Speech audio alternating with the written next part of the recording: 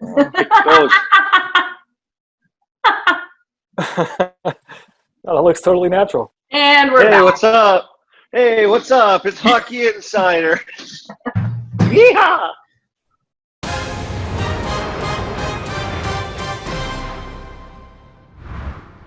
Hey everyone, welcome to Hockey Central at Home. I'm Carolyn Cameron in the corner of my condo, and I'm pleased to be joined by two others at home, Chris Johnston in Toronto and Colby Armstrong. Look at that flow in Pittsburgh. This is a nice little reunion. How you guys doing? What's going on, Colby? I'm doing good. Just locked in my house with 4 children. Hopefully soon to get out. You know, they started golfing in Pennsylvania today. Was the first day, and I live on a golf course here, so I have live sports in my backyard right now. Ha ha ha! Thanks.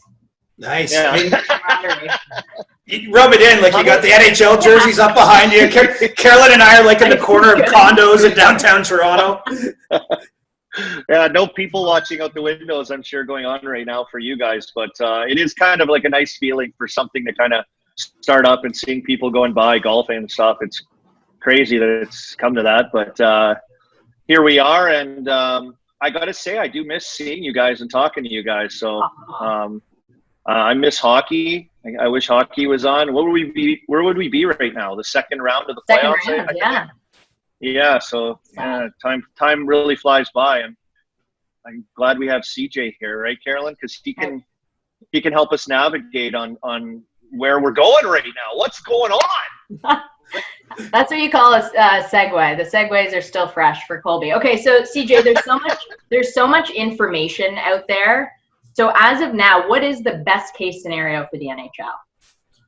Well, I think at this point, the best case scenario is they're hoping by somewhere around May 15th, they'll be able to open team facilities for players to skate again, because as I'm sure Colby could attest, one of the huge challenges right now is most of the league hasn't been on skates in 2 months, which is something that in this day and age really doesn't happen for too many players ever at any stage, even in their summers. Some hope that maybe you got a training camp open at some point in June and then still playing in July, August, September. I think that's really currently viewed as the best case scenario. I do know the league continues to be focused on centralizing the teams and players in a few cities, likely 4 cities, trying to finish a regular season first and then advancing to a playoffs that looks like the normal playoffs. That is, 4 rounds of best of 7 competition to ultimately get the Stanley Cup handed out. And obviously no one knows for sure if they can execute yet on that vision, but I think that's, as we're talking right now, the best case scenario in the mind of the NHL. I read, sorry, Carolyn, I read that they're talking about now, I read an article today that they want to do, there's pushback from players not wanting to go, CJ. There's pushback on players not wanting to be away from their families and do, what they're proposing with these, I guess, cities that they're going to select for them to be quarantined and play hockey. And now everything seems to just be on the table that they're pushing for, certain models and trying to come up with a way to, I guess, get this thing off the ground. And, where's the push? Is there from the PA? What's that been like through this process with the NHL and dealing with, this situation to get things started? Well, here's one prediction you can take to the bank. If the government officials and the health officials deem it safe to resume the season this summer, the players are going to play. And, that by no means is meant to say there aren't some issues to overcome, that there aren't players out there like Philip Deneau, who talked to reporters this week in Montreal about, potentially being away from his family for a long time being an issue. I mean, certainly there are things to iron through. But, I've had a pretty long career now as a reporter. I've never seen the NHL and the NHL Players Association be more aligned at a time when, maybe there would be things to fight about. And let's face it, the history of these two sides is that they don't get along. Colby, I know you lost time during your career to lockouts. Basically any player that's played in the last 25 years has had that happen. But right now at this moment where the world is on pause, I think the players and the owners, recognize that they have to work together. And so, yes, there's issues to be worked through, but I don't see any scenario at all, if it's deemed healthy to play and safe to play by the people that know more about that than you and I, that the players as a whole won't go. There might be individual guys who choose maybe for whether they have underlying health conditions or they have family situations that maybe they don't play. But I do think as a group, the players and the owners are aligned in trying to find a solution to finish out this season. Well, and Colby, as a player, I mean, sure, you want to get back to playing hockey, but you're also sitting around, and as you said, like, guys are looking after their families. They're not working out to the same extent that they usually can. So what perhaps excites you, but also would concern you as a player if you're possibly going back? Well, the thing that I think about, and remember, this is me, I'm a complete mind freak, but I'd just be freaked out about being prepared enough. And I know everybody is in the same boat, right? Like, everyone's doing the same thing. Everyone in the world pretty much doing the same thing. But, you know, at least during the last lockout that CJ mentioned, where we set out half the season, I was in Montreal that year for that shortened season. And we could still skate. We could still do team. We weren't allowed in the facilities to use, you know, the rink and our dressing rooms and whatever. But we all worked out together in the gym. We all did our things together every single day. In fact, I left to go with my brother's team and skate and practice and a little bit of coaching in the East Coast Hockey League, which was really cool. So I was. You're Reg Dunlop, bud. Yeah, I was Reg Dunlop. I was running the bench. Yeah, it was great. But it was something that guys were still active. Like, you know, we've heard guys, you know, you're stuck in your house for 2 months, and we see pictures of guys doing, you know, squats with their dogs, and you know, it's wild time. So, you know, I think that's where we see kind of the one thing that I've seen from the players and the PA is interest in at least a 3-week training camp to, you know, which is pretty much the same that you would get in camp to get things started. And I remember when the lockout ended, we started the season, I think it was like a week later. We didn't even do fitness testing. We just came in, we tried to get through as much as we could, and then the season started right away. And that's different because we were able to work out and skate, so they expected you to come ready. This is totally different. And then the fact that you have to look into next season if I'm a player and I'm going, okay, you want us to come play this year, then we're going to start the season in November, December. Like, how strange, December, how strange is this? If I'm a player, I would think, like, that's crazy. Would there be an asterisk for you too, Colby, on if the playoffs come up and if someone hoists the Stanley Cup, that it's different, it's not the same as it usually is? Have we heard, like, didn't Drew Doughty say something about that earlier in the quarantine? He did. About the playoff situation and what's going to happen. And I can see that kind of, you know, thinking from players, or, you know, probably certain teams that were close to possibly getting in, and this kind of hampered everything, or, you know, but I think there's a point to be made about winning all. You have to win the playoff. You still have to play your games and win the playoffs if they do put it on. And I'm sure they'll, you know, be the integrity of that playoff format that they're going to try to keep to make it, you know, worthwhile and right. And, you know, at the same time saying that, like, if I'm a player, I'm thinking, okay, we get to come back and play. And how nice is it to obviously play for the cup? It's like everyone's dream. But just like for people, like how cool would it be to come out of this and kind of, you know, play for people that are just dying to have something. I'm watching guys golfing around my backyard. It's unbelievable. I'm sitting here watching. You know who came by today? My neighbors today. It was great. So people are dying to you know, to see that. And people are dying to watch their hockey teams. And, you know, if it can be done safe and properly, and the integrity of the playoff situation is set up properly, I think they can get it done. But the starting in December thing for me next year would be totally wild. I'm telling you, I don't like the asterisk talk at all. And I get why it's popular. And obviously the playoffs won't feel the same. I mean, we already know if they can play, there's no fans. I mean, that alone is going to be weird. I'm sure for the guys on the ice, it'll be even weird to watch that on television if you're a fan. But the idea that if you do have to go through 4 best-of-7 series and potentially the regular season still, I mean, to me, whatever team comes through that has still done, you know, what you've had to do to win a cup. And you've even had to somehow negotiate this time off and get your act back together. I mean, from a purely competitive standpoint, I think it's a legitimate Stanley Cup. It's just going to be one that feels so much different than, you know, last year. I remember Game 7 being in Boston. I mean, everyone's families run around on the ice and all that afterwards. I mean, you're just not going to have that in this scenario for whatever team does manage to win. Well, and that's where all our perspectives are changing, right? Because all of this is completely out of our control, far beyond sports. So that's something we just have to accept. Colby, that's a great home office you got. What jerseys are back there? Thanks for noticing, Carolyn. Yeah, it's Not a big deal. no, I set this up in case I'd be doing things like this because I just have this is an office, but it's not like a fantastic. Yeah, what office things do you do? Nothing. Yeah. Not many. I'm no insider, CJ. Let's put it that way. But I do have my NHL draft jersey. That's the jersey that I got when Penguins drafted me in 2001, I believe it is now. And so I got that framed. Actually, my mom did for me. It was really nice. That's my sorry, I'll switch over here. That's my Red Deer Memorial Cup winning jersey on the other side. Not a big deal. We had a great team that year and had a nice run. And when's the Memorial Cup canceled? Coming up here in the next few weeks, unfortunately. Kelowna would have been nice to go.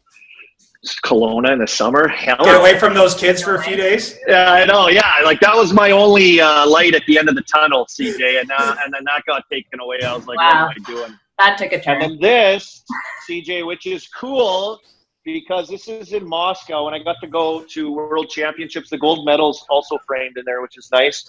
The first time I ever got to put on a Team Canada jersey, and we ended up winning the gold medal there. And CJ, you were covering the World Championships and what goes on there and Team Canada. That's when you met, during that tournament. So CJ was along for the ride.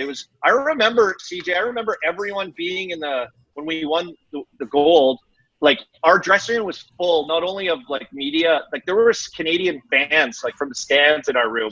It was awesome after the game. It was an incredible time. I will say that it's one of the highlights of my career. 2007 Worlds. I was a young reporter, went and spent a month in Moscow covering these guys. But when they won, they let us come in the room when Andy Murray addressed the team right after the game, which is wild. I am confident no matter what I do again, that will never be repeated.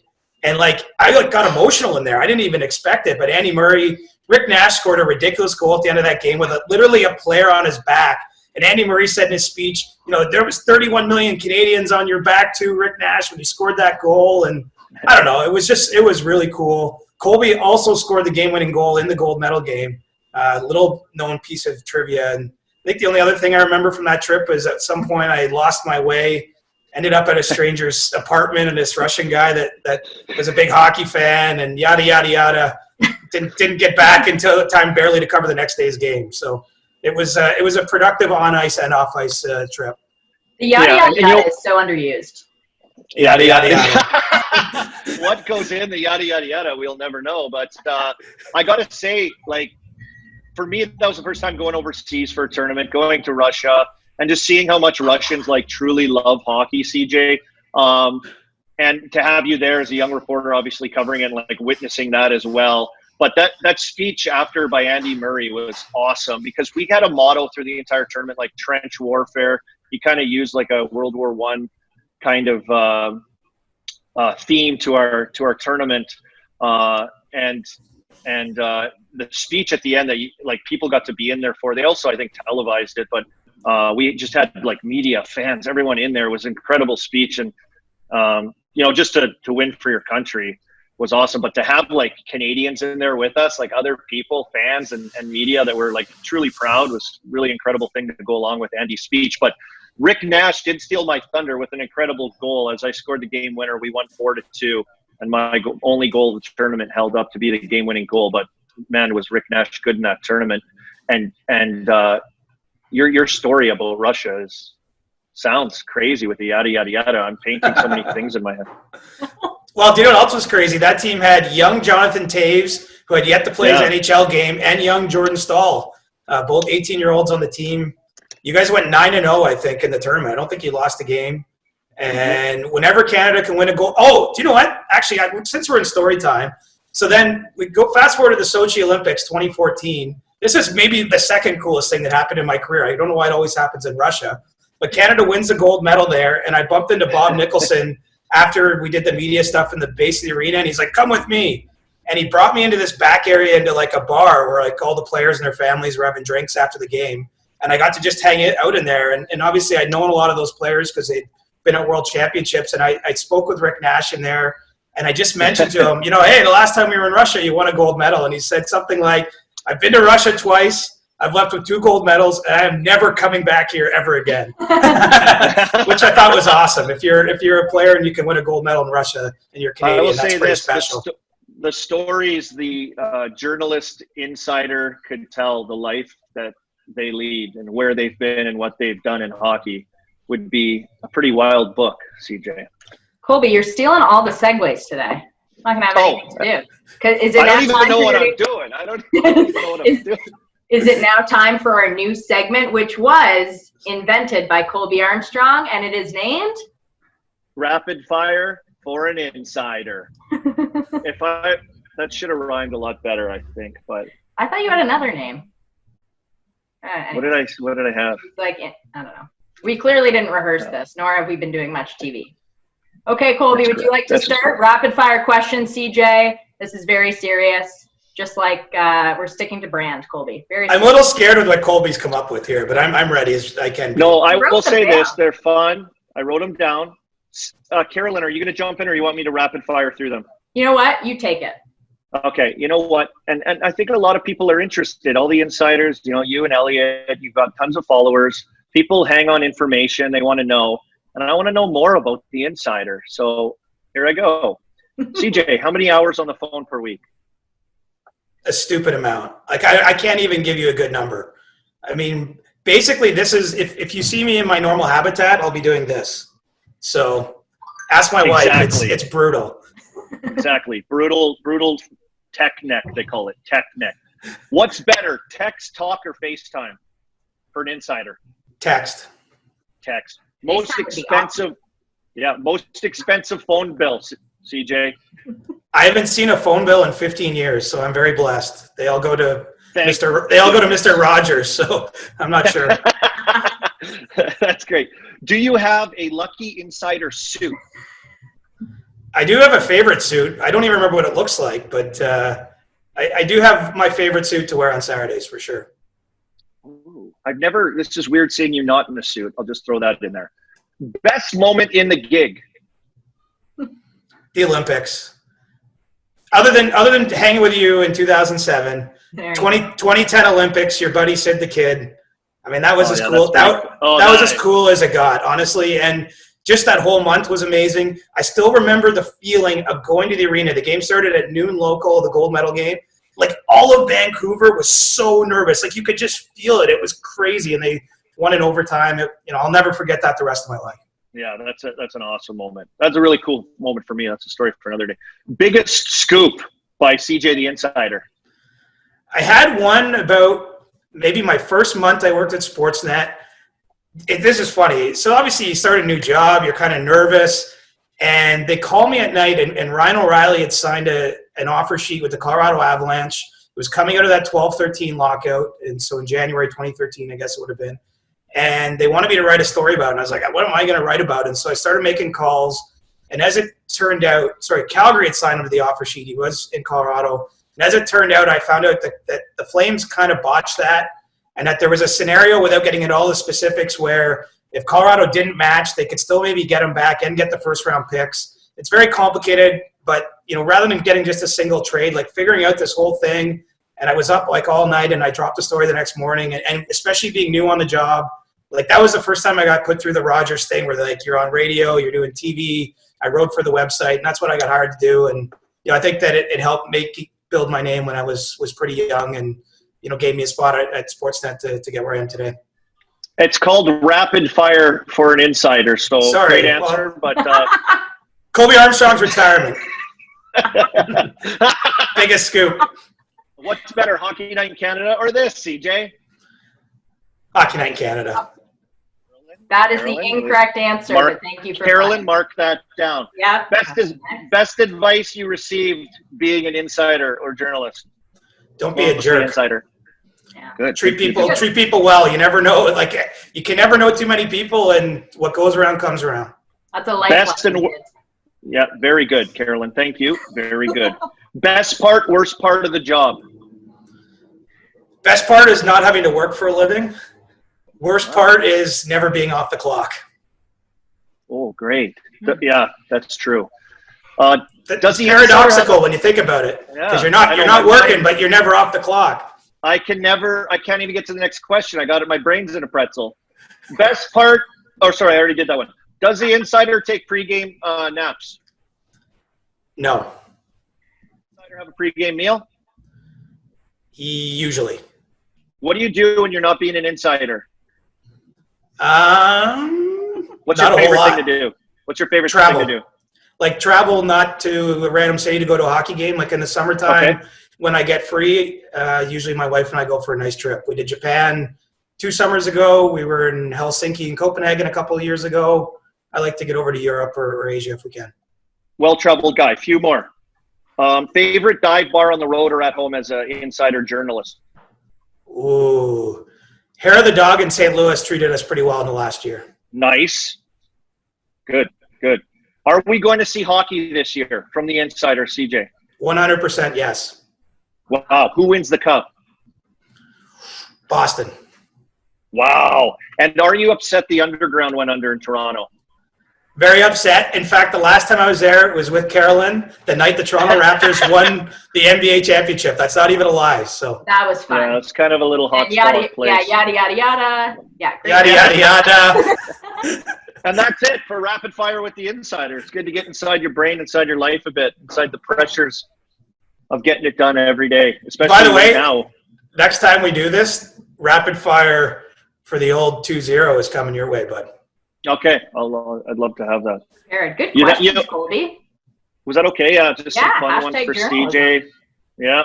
I did some digging. I wanted to see what people are interested in and with insider stuff, what they do with their lives, how they live. Is the phone always there? You should get a neck thing where the phone dangles in perfect texting position. Then you can just release, make your moves, get back on it.